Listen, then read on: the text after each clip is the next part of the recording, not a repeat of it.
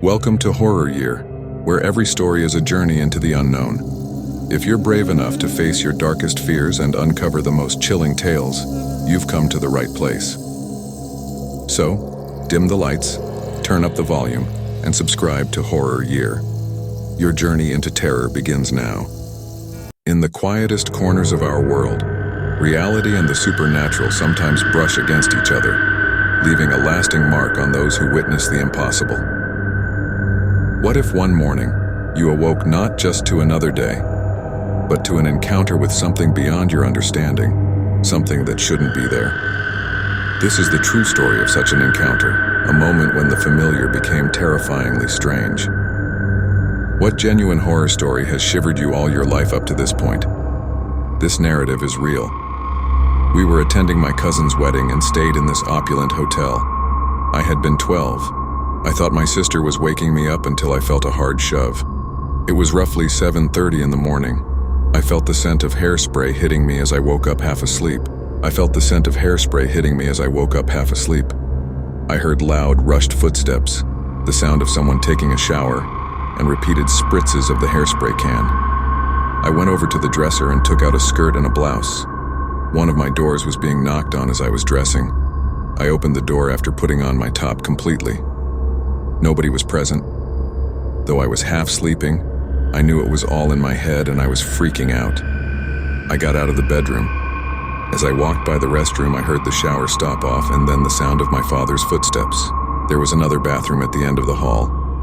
I contacted my mother since I could hear spritzes coming from that place repeatedly.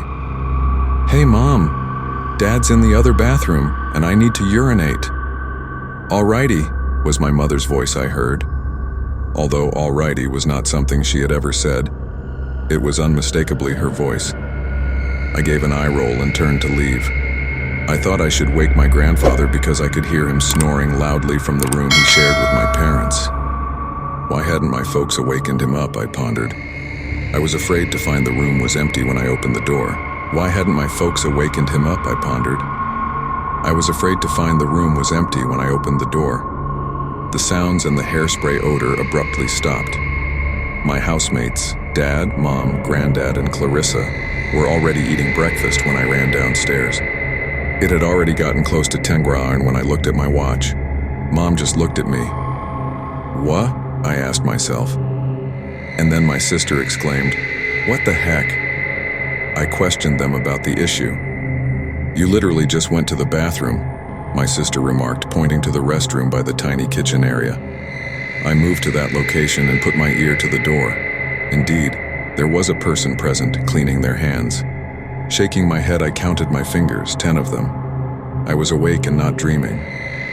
When I knocked on the door, I heard my own voice saying, "Alrighty," from inside the restroom. I turned to face my pale parents, sister, and grandfather. I heard the lock click behind my back and then my own voice calling, "Hey there, Sarah," as well as footsteps. Just in time, I spun around to see my own feet, clad in flats made of black velvet, turning the bend of the staircase. My fear paralyzed me and chills crawled up my spine. After a minute or so of being immobile, I told my family everything that had occurred just now. My sister informed me that she heard sounds coming from the bathroom when she woke up yesterday morning. Even though I wasn't in bed, she yelled out to me as I continued walking down the hall in my pajamas when she arrived. I was still asleep in my bed when she returned to my room. She freaked out and kept it a secret. Let's go back 2 years. Now that her baby is 6 months old, my cousin and I are conversing over tea. My cousin froze when I told her what had occurred to my sister and me. "Have you experienced that too?" says she. My legs and arms started to tingle again. Then she informed me that she had seen her now husband eating cereal at the table while she was downstairs after waking up. After greeting her, he announced that he was heading upstairs to grab something.